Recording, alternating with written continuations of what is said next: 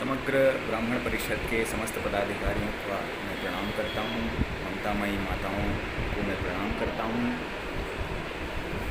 नवरात्र के इस पावन वेला पे यह रामचरितमानस परिचर्चा का जो कार्यक्रम रखा गया है, इस पर मुझे बोलने का, किसी पात्र पर बोलने का जो अवसर प्राप्त हुआ है, उसको मैं तहे दिल से धन्यवाद देता हूँ ब्राह्मण परिषद का। मैं रामायण के जिस पात्र पर आज कुछ बोलना चाहता हूँ वो हैं विभीषण जी। जैसे विभीषण जी का नाम आता है तो मन में सिर्फ एक ही विचार आता है कि घर का भेदी लंका ढाए।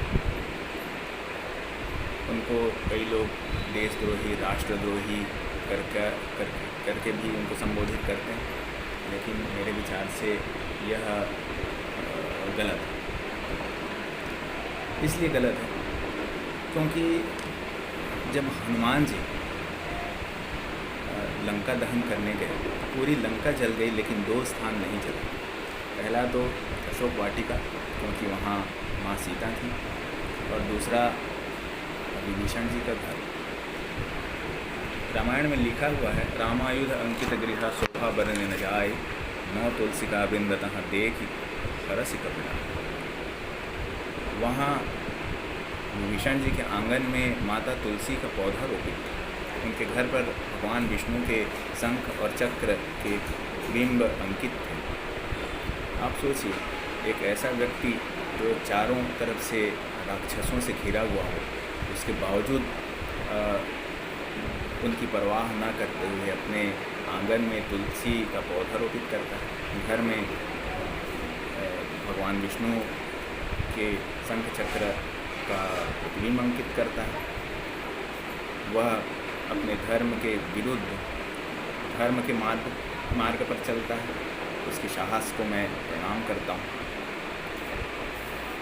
वास्तव में विभीषण जी का जो चरित्र है वह द्वंद्व सत्य और असत्य के बीच चयन का था।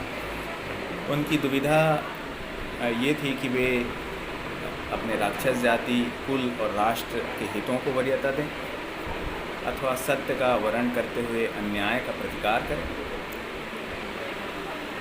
समस्त मानवता का हितों का ख्याल करें अथवा अपने स्वार्थों का चयन करें।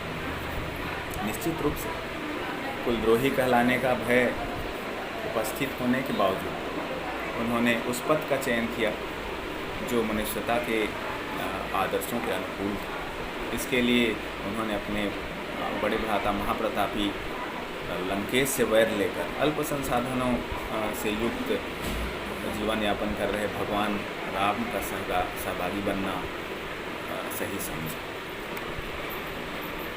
उन्होंने अपना सर्वस्व त्याग कर भगवान राम की शरण ली। जबकि हम जो कलयुग में जन्म लिए जो आम व्यक्ति हैं, उनको राक्षस, उनको कुलद्रोही कहते हैं, जो कि सर्वथा गलत है। तो भगवान राम ने स्वयं कहा है, रामायण में लिखा है, तुम सारिखे संत प्रिय मोहे, धर्म देह नहीं आननी। संत भगवान राम ने ही जिन्हें संत कह दिया है। हम तुच्छ मानव उनको देशद्रोही, राष्ट्रद्रोही कहने के हम कह ही नहीं सकते। विभीषण एक ऐसे पात्र हैं जिनके प्रति समाज में दो विरोधी धारणाएं दृष्टिगोचर होती हैं। या तो उनको देशद्रोही कहा जाता है या भातृद्रोही कहा जाता है। संसार में मनुष्य यही चाहता है कि सामान्यतः संसार में कि उसके जो निकट संबंधी उसके समस्त अच्छे बुरे क्रियाकलापों में भागीदार बने। यदि परिवार का कोई भी व्यक्ति कुछ बुरा भी करे, तो कुछ भी बुरा करे, तो उसका साथ दे, यही व्यक्ति का धर्म है। और धर्म की इससे बड़ी विडंबना हो ही नहीं सकती। मतलब वो आँख मूंद कर अपने भाई के गलत कर्मों का साथ दे। न्याय और अन्याय परखने के लिए मानव दो मापदंड उपयोग करता है। या तो अपने भाई के गलत कामों पे साथ देगा, और जब आप गलत कामों पे साथ देंगे तो वो आप पे उंगली उठाना शुरू करेगा कि यह फलना गलत काम कर रहा है, जबकि वह अपने अपने चरित्र पे दोष नहीं उठाएगा। देश, जाति और कुल के आधार पर यदि धर्म की परिभाषा की जाएगी तो अधर्म शुद्ध स्वार्थपरकता को छोड़कर और किस भाव की सृष्टि कर सकता है।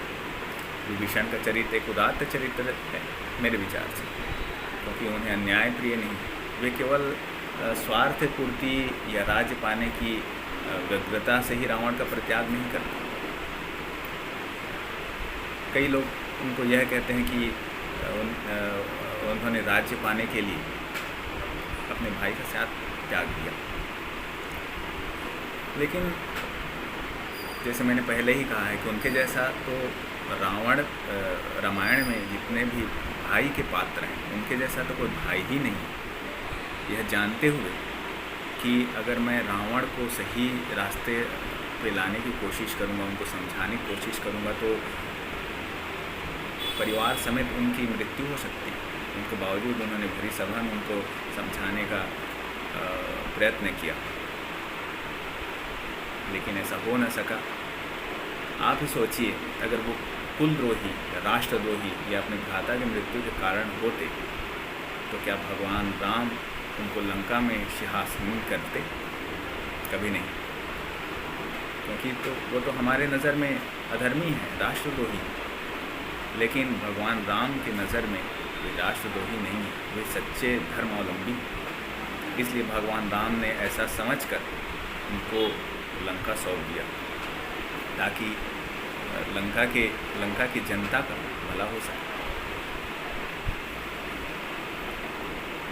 वर्तमान परिवेश में जहाँ स्वार्थपरकता ही धर्म का रूप ग्रहण करती जा रही है, ऐसे समय में विभीषण का चरित्र प्रकाश स्तंभ के समान है।